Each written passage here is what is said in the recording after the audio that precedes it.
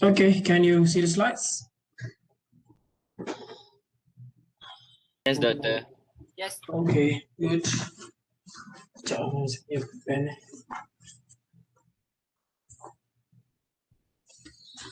Right. Okay, so let's continue on diffusion. So we've discussed some early parts of diffusion yesterday. I've also included a video on diffusion to explain what is diffusion in real life. Ada nampak tak video tu on Elan? Can you see on Elan? The T-back video and another video as well on the diffusion current and drift current. Do you see the videos?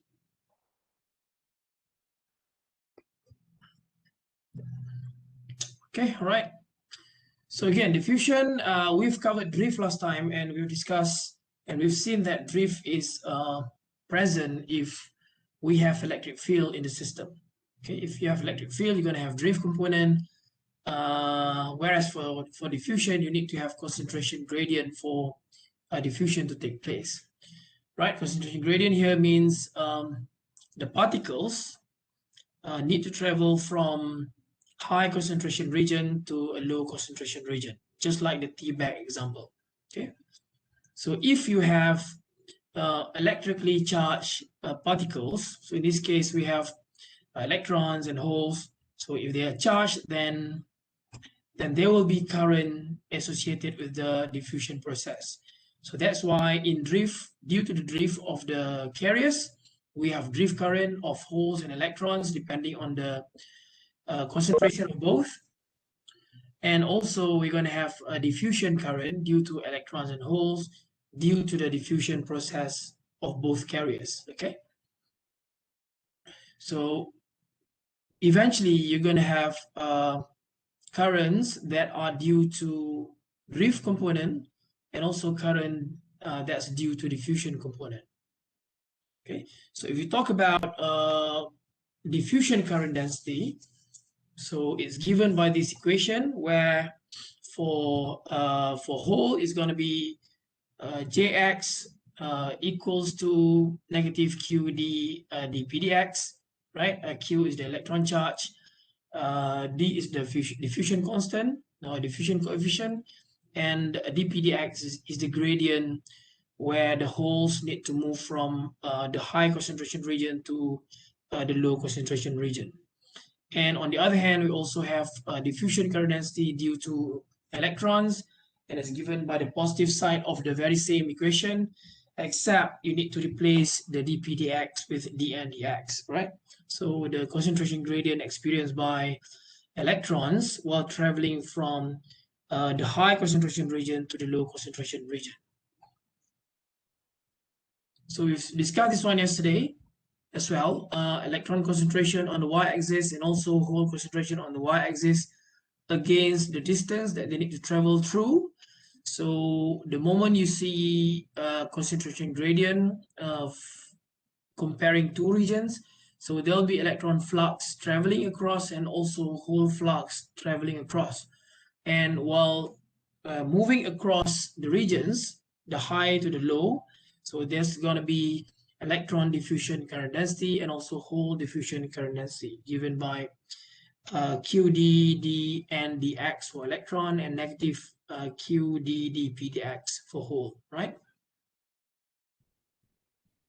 So I've gone through this one yesterday as well. So you can see that the we call the time-dependent electron concentration profile.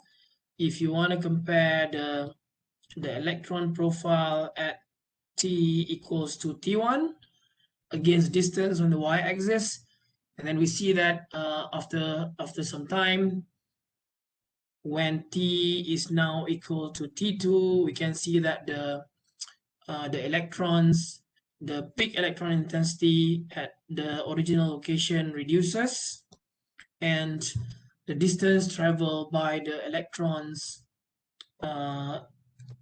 is expanded, right? Is expanded to the right. So that means the diffusion is already going on, right, to the right. So to the distance of left to right. So you can also see that if you have this profile, so you can say that the left hand side is the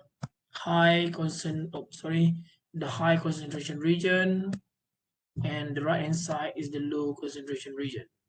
Okay, and the flux of electrons is moving from the left to the right, from the high concentration region where you have a lot of electrons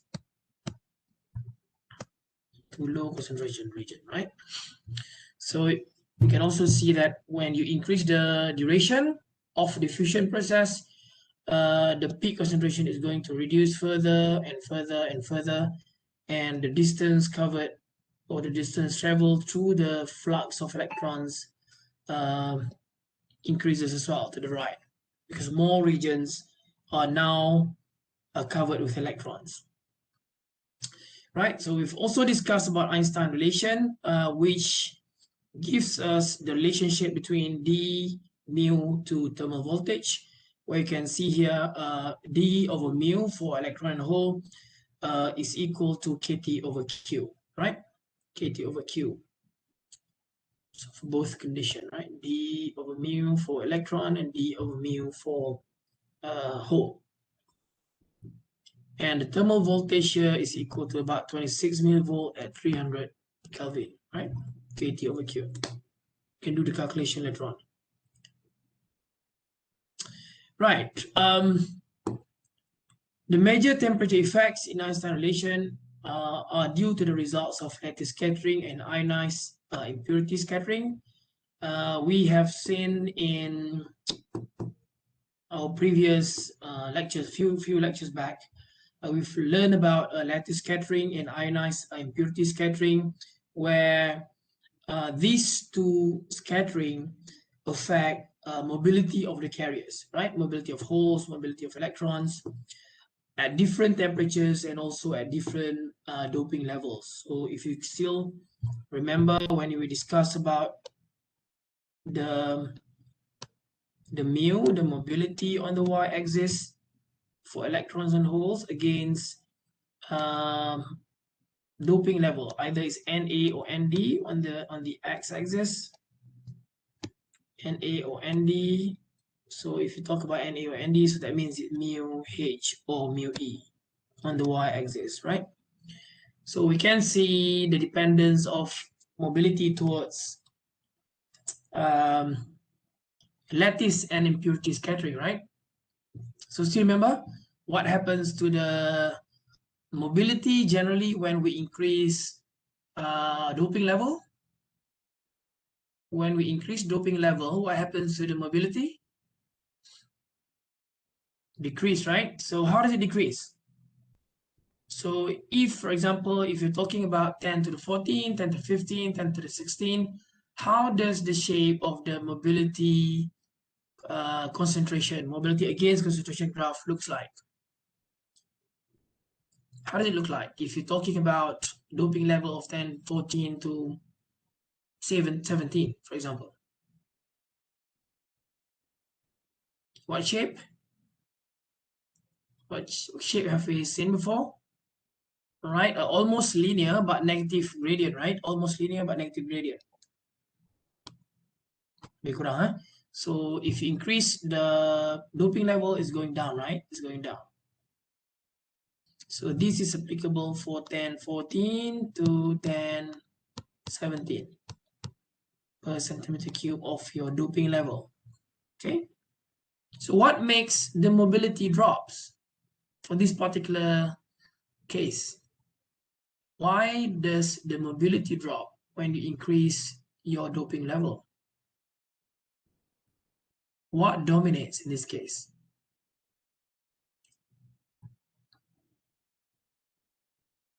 sorry, this one is not, the X is not the doping level, right? It's temperature, isn't it? Temperature in Kelvin, the doping is actually the lines there in the graph going down. Okay, so mu against temperature. Okay, right?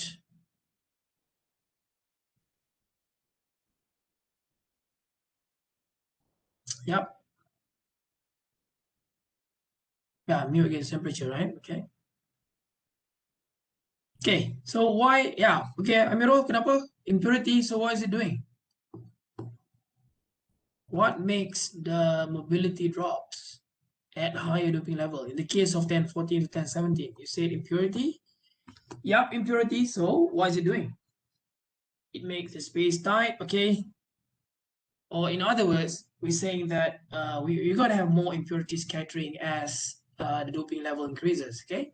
So more impurity scattering or enhanced impurity scattering leading to lower mobility of our carriers, right?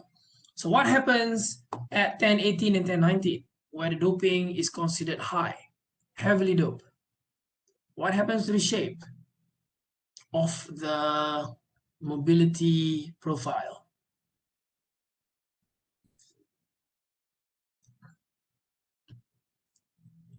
Does it show the very same linear, almost linear negative gradient profile? How do you describe the shape of the mobility profile at higher doping level? Dome, right? Dome shape, eh? Tadi saya dah buka tadi kan previous page, dome shape. Okay, what does it mean? Why like this? Kenapa dia dome shape? What dominates at lower temperature and what dominates at higher temperature in terms of the mobility values? If the temperature is low, then which one dominates, lattice or impurity scattering? Which one? Betul ke lattice? At low temperature. Purity.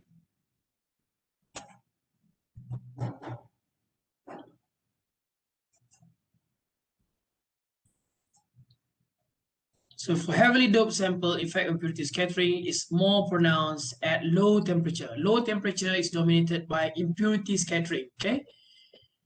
So if you go to high temperature, it's going to be lattice scattering, right? Heavily doped, impurity scattering is most pronounced at low temperature.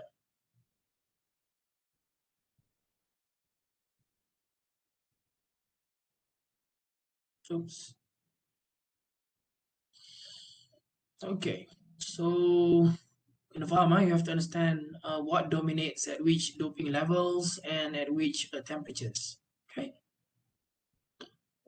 So as the mobilities are the strong functions of temperature, we discussed before, because of scattering process, the diffusion coefficient are also strong function of temperature.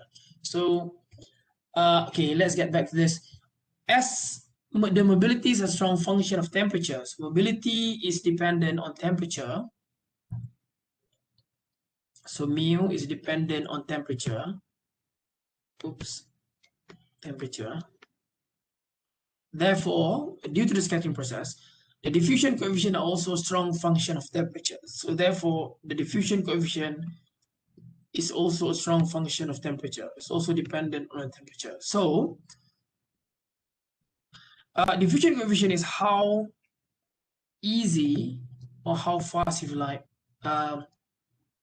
the carriers can diffuse. The impurity can diffuse, the carriers can diffuse through the host semiconductor, right? So since mobility is affected by temperature, hence diffusion coefficient is also affected by temperature. And you can relate the mobility and the diffusion coefficient by the Einstein relation that we've discussed on the previous page. D over mu equals to KT over Q. Okay, D over mu can be equated to KT over Q, right? So specific temperature dependence is a small fraction of real temperature characteristic. So it depends on, you have to look into the details of which particular temperature we're talking about, right? But they are related to the thermal voltage by this equation, d over mu, or we call it Einstein relation. Okay. So far we have discussed about 4 different current densities, right? 4 different current densities associated with 2 different carrier transport phenomena, right? So the first 2 are related to the drift, where you need to have electric field in the system, in the semiconductor, in order for the carriers to have drift component, right? Drift component, and therefore drift current density associated with both carriers, and is given by Je equals to Q mu E times N times electric field, and also the same thing for hole, except you change your mu E to mu H and N to P, right? So electric field is still the same thing. And the second 2 components, so we've got 4. So the first 2 are due to the drift, and the second 2 is due to diffusion, right? So this one is by drift due to the electric field, and this one is due to diffusion, right? Concentration gradient, E drift, and it's given by QD dN dx and QD dP dx, negative QD dP dx, right? So you have to use the same equation as well, except you need to include the negative sign on the whole equation and change the dN dx dP dx, right, accordingly.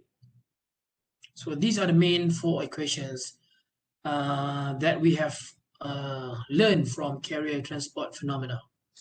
So now let's do some calculation. We've got 2, I think, yep. So let's try this calculation. Let's go through together.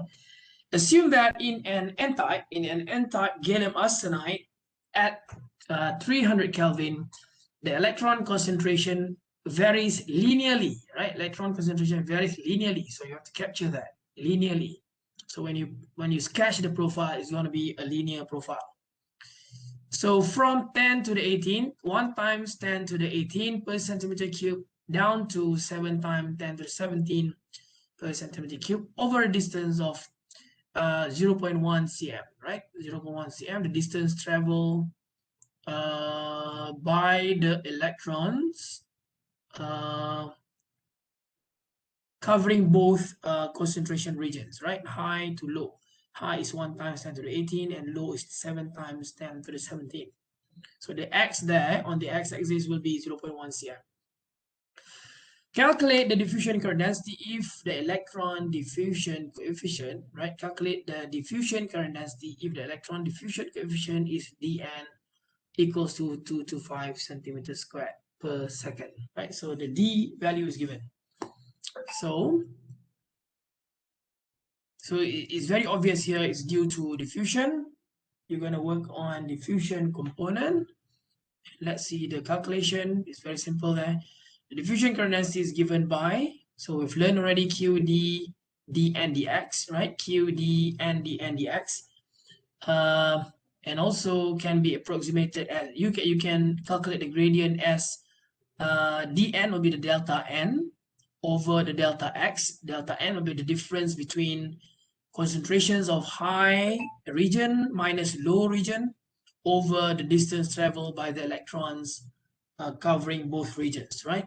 So Q is known, D is given 225 times 1 times 10 to the 18, high region minus low region, 7 times 10 to the 17 over 0.1, and that will give you 108 ampere per centimeter squared, right? Yeah, straightforward, right? A significant diffusion current density can be generated in a semiconductor material with only a modest density gradient, just like what we've experienced while doing the calculation on the drift last time, right? So when the result was like, if I'm not missing, 136 or something ampere per centimeter squared, even though the electric field is only like 10 volt per cm.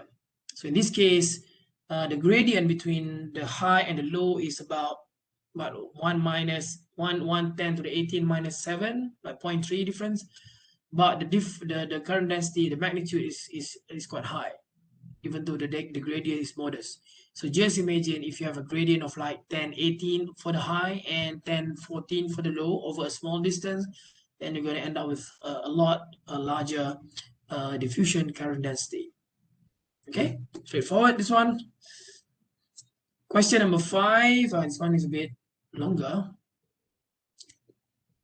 This one you have to do the conversion here. This was a bit more complicated.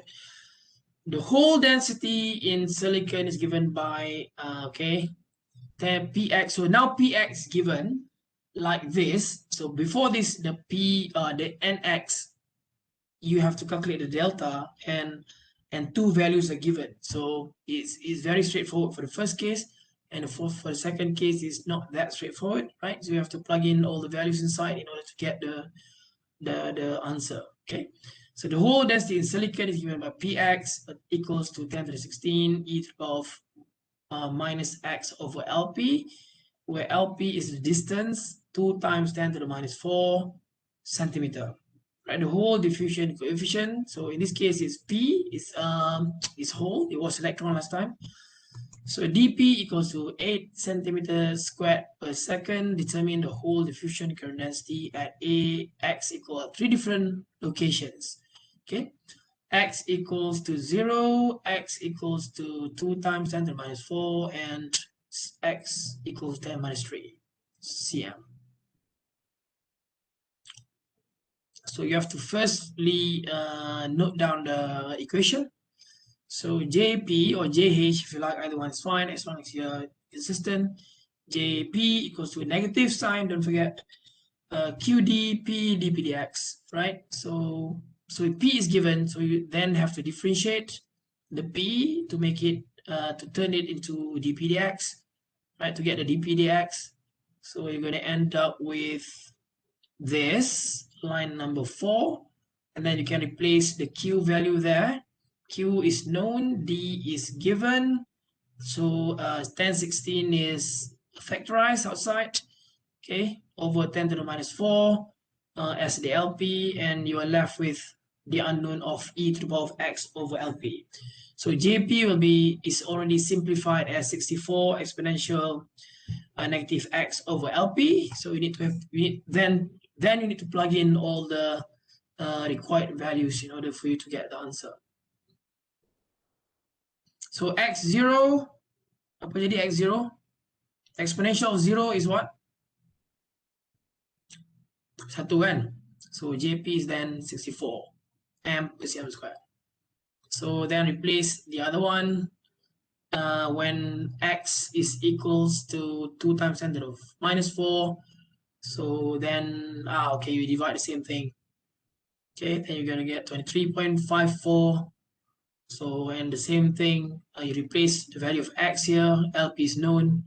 So then the current density will be 0.4. Okay, 0.4. So straightforward, right? So I think the most tricky part is perhaps just to get the equation simplified from the original equation. And then the rest is like replacing and do the calculations properly. And you're going to end up with the right answers. Right, next one. Assume electron diffusion coefficient of a semiconductor at 300 Kelvin is dN equals to 215. Okay, dN is given, 215 centimeter per second. Determine the electron mobility. So nak pakai equation apa ni? What equation do we use now? Simple one, right? Einstein relation, right? D over mu equals to KT over Q. T is given, D is given. We're going to find the mu now. So we just rearrange the equation. D over mu equals KT over Q. So D is known, 215. KT over Q is known, thermal voltage. So the mu for N, mu for electron here, is going to be 8301 centimeter per volt second, right? Einstein relation, just simple one. All right, so last part, Hall effect. Are you doing any Hall effect for your FYP? Anyone? Anyone working on Hall effect? Nope, tak ada. a Hall effect is used if you want to know the polarity of your sample. For example, you're working on silicon, a p-type silicon, and then you diffuse a layer, a very thin layer of n-type by phosphorus, for example. Maybe for the first 200 to 300 nanometer of your silicon. Say this one is your silicon wafer. Okay, this silicon wafer cross section you take dari tepi ya. So this, like, the total thickness is typically around 200 plus micron, and it's p-type. So now you want to diffuse, you want to incorporate a very thin layer of n-type to produce a p-n junction. So we're going to learn p-n junction later on, but don't worry yet. So the n-type, say the thickness is about 200 to 300 nanometer out of the whole 200 micron. So it's very, very thin. So after the diffusion process, to make sure that you really have the p-n junction, you have to verify by a characterization. So that characterization could be Hall effect. Okay, so you can use Hall effect to check and to verify that your top layer now is no longer p-type as the original silicon, but rather a thin layer of n-type due to the diffusion process. Okay, so you can use Hall effect to show that your top layer is n-type, and you can even tell that you can even check the doping concentration on your top layer. Say if you dope your n layer on top of silicon is now to about, I don't know, 5E19, for example. So you need to show that you have 5E19 in the n layer. You can also see you can also get the value for resistivity, sheet resistance, and mobility of your carriers. So in this case, since you dope it with n-type, so you can also get the mobility of your electrons in the top layer there, right? So if you don't do anything to the silicon, so if the silicon is a p-type as the original version, you can also take the silicon wafer to do the Hall effect, to check the doping concentration in the silicon. Say you've got the resistivity of the wafer to be 1 ohm cm, and by the graph that we've discussed before, the concentration should be somewhere around 1 to 1.5 E16, right, for p-type. So you can bring the wafer to Hall effect to check and prove that the concentration is really 1.5 times 10 to the 16, right? So it can also show you either your layer that you are measuring on Hall effect is either p-type or n-type, okay?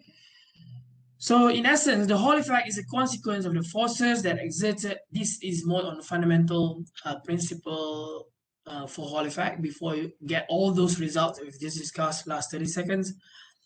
So all the forces, consequence of forces that are exerted on the moving charges by electric and magnetic fields. So the use of Hall effect is to characterize whether your semiconductor material is n-type or p-type, and to measure the majority carrier concentration and also carrier mobility. Okay, so if you just have the p-type silicon and you don't do anything to the surface, you can bring it to the Hall effect for characterization. On the other hand, if you do the p-type wafer with a very thin layer of n-type, you can also check the n-type. Okay, so the Hall effect device is used to experimentally measure semiconductor parameters, as what is stated above, and also used extensively in engineering applications such as magnetic probe in other circuit applications. But in our case, as far as this subject is concerned, since it's more on the physics of semiconductor devices, you need to know whether your layer is p-type or n-type. You need to know whether what is the level of your doping concentration. For example, if you dope your phosphorus to produce n-type, say if you intend to dope the n-type to 2 times 10 to the 18, maybe what you end up with is not exactly 2 times 10 to the 18. Maybe it's a lot lower than that, depending on the temperature and time that you use for your diffusion process, right? In order to successfully activate everything in the lattice. Okay, so you need to verify that. So this is the fundamental principle of the Hall effect. Magnetic field is applied perpendicular to the direction of holes drift, if you're talking about hole in this case. So you have magnetic field, and then you have this is your slab sample, and then this is the current going through the sample. So it needs to be conductive. If, for example, if you use insulator, then you're going to have like mega ohm of resistance. Okay, you're going to see mega ohm because it's very, very resistive. Kalau if you need to do Hall effect for your FYP, if you measure on Hall effect and you get mega ohm, forget about it. It's insulator. Okay, insulator. So you can also check, for example, if you have an intrinsic silicon, undoped, pure, so you want to see the success of your doping process by incorporating boron, for example, to turn the intrinsic into p-type. So if you, after the diffusion, if you characterize your silicon on the Hall effect and you still see mega ohm, so that means your diffusion process is not successful. Something's wrong somewhere, right? Either the process you run or the parameters are not good enough for you to get the layer that you intend to have, right? So establishment of the electric field, you're going to have a Hall voltage after the measurement, and this voltage is going to determine either your material is p-type or n-type. If you end up with a positive Hall voltage, that means your material is p-type, right? It's going to show up as plus VH or minus VH, right? On the other hand, if after the characterization it shows negative VH, then that means your layer that you're measuring now is n-type. Okay. So if you have unstable measurement, say you try first time p-type, you try second time n-type, so that means the measurement is having problem. Either the way you put the probe on is not right, or your sample is not consistent, or the process you've done is not right. Or worst case, the equipment is not performing at all, right? So Hall coefficient is given here as RH 1 over QP naught. Carrier concentration is also calculated by this equation depending on all these parameters involved in the Hall effect characterization, resistivity, mobility, and everything. It's calculated based on the given parameters in the Hall effect. Right, to be able to do the calculation, to be able to do the characterization, you need to have a sample. Okay, katalah you ada sample. If this is your sample, perhaps you have a square silicon sample, say it's p-type. Okay, p-type silicon, 1 ohm cm, so that means your concentration should be around 1.5 E16 for p-type. And to be able to do the Hall effect, you need to first deposit a metal layer on the front side of the Hall effect sample, on your sample. So you need to have something like this. You need to have a contact, 4-point contacts. So these are all metal contacts, either aluminum or silver or whatever is suitable for a sample in order to produce ohmic contact. Then you go to the Hall effect and you need to place, there'll be 4 probes. If you have used Hall effect before, anyone? No one has used before? Hall effect in AFM room, where you do AFM and UV vis. Nobody's used? Okay, you're gonna work with 4 probes. Macam jarum needle. You're gonna have 4 needles that need to be probed here, there. Then you can start the Hall effect measurement before it shows you all these values, the positive voltage, RH, carrier concentration, and whatnot, right? So depending on the sample shape, this is the typical what we call metal contact configuration that you need to use. Either something like this, usually something like this, right? It needs to be symmetrical and it needs to be really outwards at the edge of the sample, right? So this is the best case. So this is called a Van der Pau effect, a Van der Pau configuration. Van der Pau. The method that you need to use in order to do Hall effect characterization is called Van der Pau, P-A-U-W. Okay. Last one, calculation. I just leave it to you to do the calculation. So in essence, you can determine your polarity, either it's p-type or n-type, and then the majority carrier concentration. Say if your material has n-type, has electrons as the majority carriers, therefore your n-type layer should have some values of doping concentration, say 2 times 10 to the 19 per centimeter cube. And then there'll be a corresponding sheet resistance, resistivity, and other important parameters that you can get from Hall effect. Okay. So let's stop here. I want you to go through this calculation, example number 7 for yourself. What you have to do is just plug in all these given parameters into the equations given before and get the value of your concentration and mu and yeah, other related parameters. Okay. So that's it. We're done with carrier transport phenomena. So our next topic will be generation and recombination. Okay. So is it okay so far? All good? Can you follow? Is it difficult? So far, is it difficult already or still kacang? Kacang, is it kacang? Yeah. Okay, yeah. Okay, yeah. Right, good. Moderate lah, moderate. Okay. Fair enough. You can go through the book, to the what we call our reference book, and try to not sure anymore. Okay. Why is it getting more difficult, Farhan? Not sure anymore. Well, you were sure before and not sure now, or what? You can go to the reference book and try to do more calculations, right? I cannot afford to do everything. I cannot afford to do many things, many calculation in the class because our time is limited. But you can always go to the book and go to specific sections that you want to try and attempt the calculation.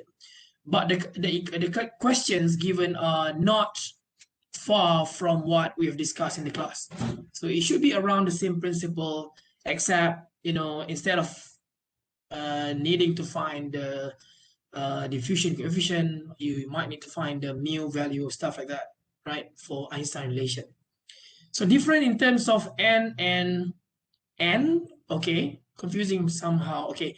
N, capital N, is typically used for Na or Nd, okay, Na or Nd, which is intended to denote impurity concentration. Either is Na, acceptor, impurity of acceptor concentrations, or donor concentration, Nd, right? But the small n or P, which signifies the density of electrons or density of holes, density of free electrons or density of free holes. Most of the time, the value of n can be approximated to be equal to Nd, because we have been assuming that we have 100% ionization of the dopant atoms in the lattice. Okay, unless otherwise stated, you can assume that Na is approximately equal to Nd, and you can use the value of sorry, not Na and Nd, sorry, you can say that your N is approximately equal to Nd because N is electron doping concentration. Okay, go MU, right? So you're not Liverpool fan, yeah, or Chelsea, or you can approximate N to be approximately equal to Nd because we assume that we have 100% ionization. Unless if the question states that you can assume that ionization potential is somewhere 80% or 70%. Unless that is stated, you can use 100% ionization potential, which means N is equals to Nd. Okay. So N capital is what you put into the lattice, and small n is what you actually get out of the ionization process. Okay ke, Rafai? N is what you put into the lattice, capital N. Small one is what you actually get to be free for the conduction. Is it okay? Cool. All right then. So I'll see you tomorrow's what? Thursday, right? So I'll see you Thursday at 10 a.m. Okay, bye-bye. Take care. Assalamualaikum. Stay safe. Thank you, Dada. Alrighty.